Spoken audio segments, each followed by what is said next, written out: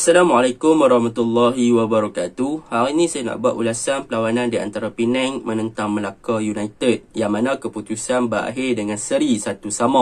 Gol Penang dijaringkan oleh Daniel Ashraf, gol Melaka dijaringkan oleh gol dari Latif Suhaimi. Pada perlawanan ini boleh saya katakan kedua-dua pasukan bermain dengan agak baik dari segi menyerang dan juga dari segi bertahan. Akan tetapi kedua-dua pasukan juga mempunyai masalah yang sama, iaitu dari segi execution atau dari segi finishing atau penyudah, yang mana mereka mempunyai peluang-peluang yang terbaik untuk menyudahkan ataupun untuk convert peluang-peluang yang ada kepada jaringan, tetapi mereka gagal untuk melakukan perkara tersebut dan menyebabkan kedua-dua pasukan terikat satu sama sehingga habis wisil penamat. Baiklah, tanpa membuang masa, mari kita masuk ke dalam ulasan perlawanan. Saya akan mulakan dengan pasukan Melaka United. Apakah kelemahan dan juga kekurangan Melaka United dahulu? Yang pertama adalah di bahagian attacking force yang diketuai oleh Ifedayo, yang mana pada perlawanan semalam Ifedayo diletakkan sebagai seorang penyerang tunggal atau lone striker pada perlawanan semalam untuk mengetuai bahagian serangan Melaka. Akan tetapi yang menjadi masalah adalah apabila Ifedayo berada di hadapan, beliau terlalu isolate atau terlalu bersendirian di hadapan disebabkan bahagian tengah ataupun bahagian winger pasukan Melaka gagal untuk supply bola dengan baik kepada Ifedayo, dan Ifedayo juga boleh dikatakan gagal untuk mencari ruang ataupun mencari space ataupun untuk attract defend naik ke atas ataupun untuk create space kepada rakan pasukan. Jadi benda tersebut telah menyebabkan bahagian serangan pasukan Melaka nampak sedikit kurang kreatif di bahagian hadapan lah. Itu yang pertama. Yang kedua, boleh saya katakan disebabkan Ifedayo terlalu isolate dan terlalu bersendirian di atas tanpa menerima bola, Ifedayo sering turun deep ke bawah ataupun ke bahagian tengah untuk meminta bola dan juga menggerakkan build up di bahagian tengah. Akan tetapi yang menjadi masalahnya adalah apabila build up tersebut berjaya dan berjaya digerakkan di bahagian sama ada di wide area, bahagian sayap ataupun di bahagian tengah, Ifedayo pula menjadi orang yang lambat untuk kembali kepada posisi asal beliau sebagai seorang striker. Jadi benda tu sedikit menjadi masalah kepada bahagian serangan pasukan Melaka United apabila Ifedayo kadang-kadang terlalu off position dan beliau kadang-kadang terlalu deep ke bawah, menyebabkan gerakan-gerakan yang dicipta oleh pasukan Melaka gagal disudahkan dengan baik akibat ketiadaan Ifedayo dalam posisi ataupun dalam sudut yang boleh menerima bola. Itu juga menjadi faktor lah. Kita tak boleh nak salahkan Ifedayo 100%. Sebab apa? Sebab pada awal game Ifedayo tak dapat bola, maka dia cari inisiatif untuk create game ataupun turun ke bawah, deep ke bawah untuk menggerakkan ataupun build up daripada bawah. Tetapi dalam masa yang sama Ifedayo juga gagal untuk kembali kepada posisi asal beliau sebagai seorang striker tunggal pada perlawanan semalam. Itu yang pertama.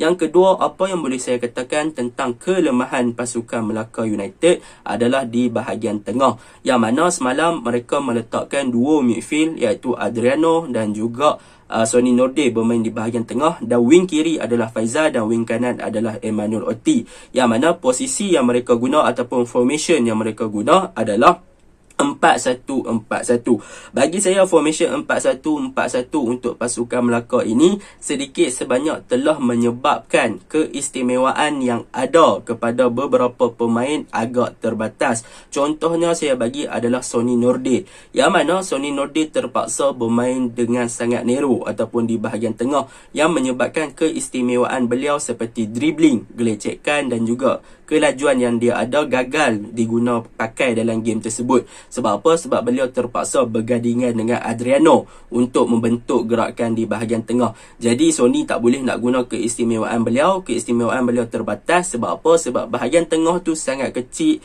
dan senang untuk pemain-pemain pertahanan dan juga defensive midfielder pasukan Penang untuk compact dan juga patahkan gerakan yang cuba dilakukan oleh Sonny Nordin. Bahkan boleh saya katakan gandingan Sonny Nordin dan juga Adriano di bahagian midfield, nampaknya mereka berdua kurang persefahaman sebab baru pertama kali ataupun baru sahaja digandingkan, maka kesefahaman mereka tu masih lagi tidak menjadi. Jadi boleh saya katakan sekiranya Risto ingin nampak perubahan, maka Risto perlu buat pertukaran, iaitu beliau perlu kembali kepada posisi 4-3-3, iaitu beliau perlu letak Syukri Baharudin dengan juga Adriano di bahagian posisi tengah attacking, untuk attacking, dan kembalikan Sony Norde di bahagian winger ataupun left wing forward, dan Emmanuel Oti di right wing forward, dan Ifidayo di center forward, supaya kedua-dua pemain sayap iaitu Sony dan juga Oti mampu menggunakan keistimewaan dan juga kelebihan mereka untuk penetrate bahagian pertahanan defense pasukan lawan. Sebab apa? Sebab mereka ada kelajuan dan mereka ada dribbling yang menarik, dan mereka juga boleh mempunyai passing yang agak accurate untuk mencari bahagian serangan, iaitu Ifidayo. Jadi benda tu perlu diperbaikilah untuk pasukan Melaka. Contohnya saya buat waktu second half, Risto nampak benda tu tidak menjadi, maka Risto tukarkan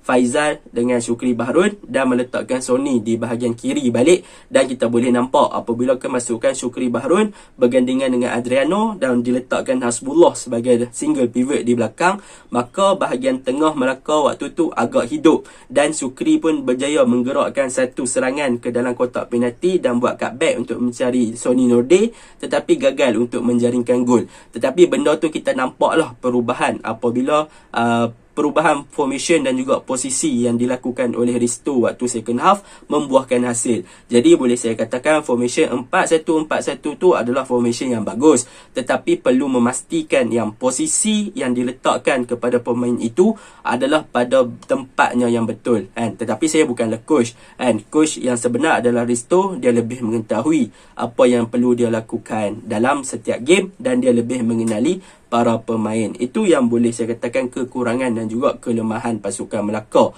pada perlawanan semalam. Baiklah, untuk apa yang saya suka dan juga apa yang boleh saya puji tentang pasukan Melaka.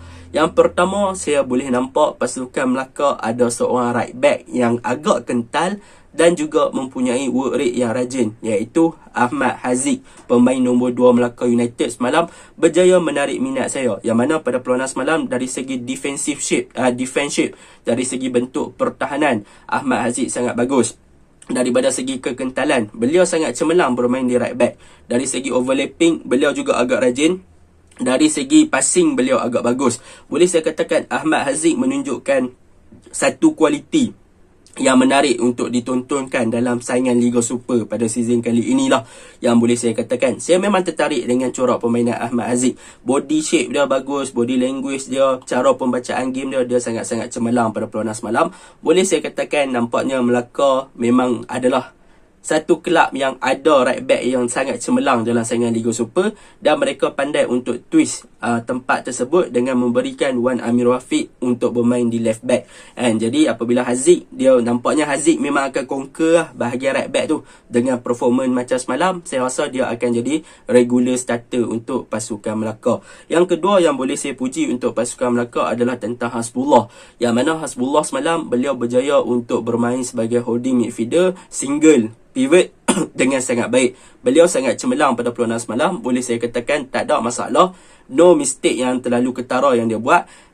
Dia berjaya kawal bahagian tengah dengan baik, dia membantu bahagian pertahanan dengan baik, dan dia juga boleh build up dengan baik. Kadang-kadang dia main dekat wide area untuk membantu Faizal di bahagian kiri dan sebagainya. Jadi boleh saya katakan itu adalah satu improvement yang sangat baik untuk Hasbullah. Jadi secara overallnya untuk Melaka, mereka perlu perbaiki dari segi link up play, bahagian serangan perlu lagi kreatif, perlu lagi mempunyai persefahaman, komunikasi, dan perlu berani lagi untuk melakukan gerakan-gerakan berbahaya ke arah gawang pihak lawan lah.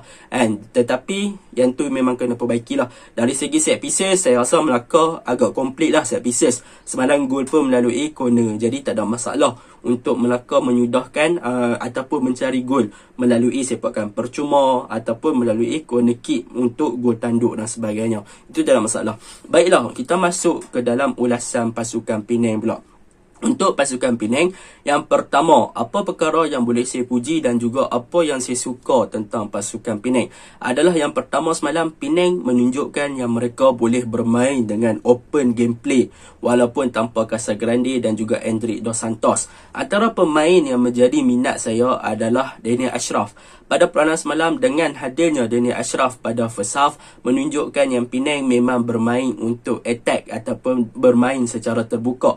Boleh saya katakan Daniel Ashraf adalah key player di bahagian tengah untuk menggerakkan serangan-serangan pasukan Penang, dan beliau mempunyai kualiti yang sangat bagus sebagai seorang attacking midfielder lah pada peranan semalam. Dan apa yang paling cemerlang adalah Daniel Ashraf pandai untuk cari space dan membuat larian di belakang pertahanan. Yang mana kita boleh tengok bagaimana gol pertama pasukan Penang terhasil adalah hasil kebijaksanaan Daniel Ashraf yang melarikan diri di belakang pertahanan, dan hasil hantaran yang bijak juga daripada teammate dia yang melakukan hantaran di belakang pertahanan tanpa beliau sedar. Jadi memang Daniel Ashraf ni boleh saya katakan kelebihannya, dia pandai untuk melepaskan diri dalam ruang yang kecil, dia boleh lepasi perangkap offside, dia pandai untuk cari ruang, dan dia boleh create space kepada rakan pasukan, dan dia juga boleh menjadi penggerak utama untuk pasukan Penang. Memang saya pujilah untuk Daniel Ashraf pada perlawanan semalam. Memang tak dinafikan beliau bermain dengan sangat-sangat baik.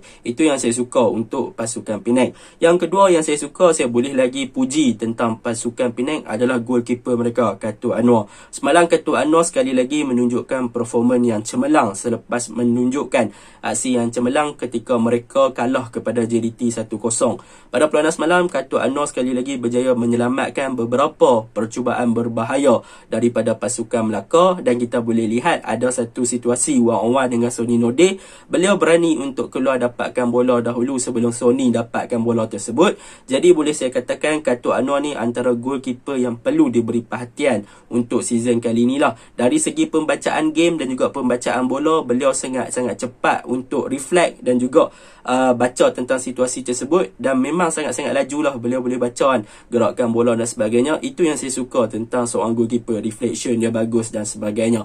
Jadi Khairul Anwar, keep the performance, keep the good performance, dan mungkin anda boleh jadi goalkeeper Harimau Malaya sekali lagi pada season ini. Itu yang saya doakan untuk Khairul Anwar selepas tidak bermain terlalu lama bersama dengan KL City pada season lepas. Dua perkara tu yang boleh saya puji untuk pasukan Penang. Dan kelemahan pasukan Penang, apa yang boleh saya katakan, mereka masih lagi kehilangan dan juga merasai ketidakhadiran Casagrande.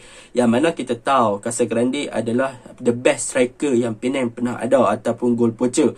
Tetapi disebabkan kehilangan Casagrande, mereka seakan-akan bermain tanpa ada seorang striker. Yang mana boleh saya katakan Hilal bukanlah seorang striker, dia lebih kepada attacking midfielder ataupun akan bergandingan dengan Endrick Dos Santos di bahagian tengah lah. Jadi pada perlawanan semalam memang nampaklah yang Penang seakan-akan hilang seorang striker yang berprolifik, yang boleh menerima bola, yang boleh menjaringkan gol. Itu yang Penang hadapi di bahagian serangan lah. Mereka perlu cari pengganti seorang lah untuk striker sekiranya Casagrande injured ke nanti kan, atau macam sekarang jadi masalah macam sekarang. So Penang perlu ada backup striker lagi lah kan, macam Jafri Firdaus dan sebagainya. Itu yang perlu Penang perbaiki. Yang kedua yang Penang perlu perbaiki lagi adalah daripada segi combination play dan juga link up play. Mereka terlalu memfokuskan kepada direct football, yang mana kita boleh tengok sama aja corak Penang main macam season lepas, iaitu mereka attack di bahagian sayap, mereka cuba untuk closing, ataupun mereka attack bahagian sayap, mereka cuba untuk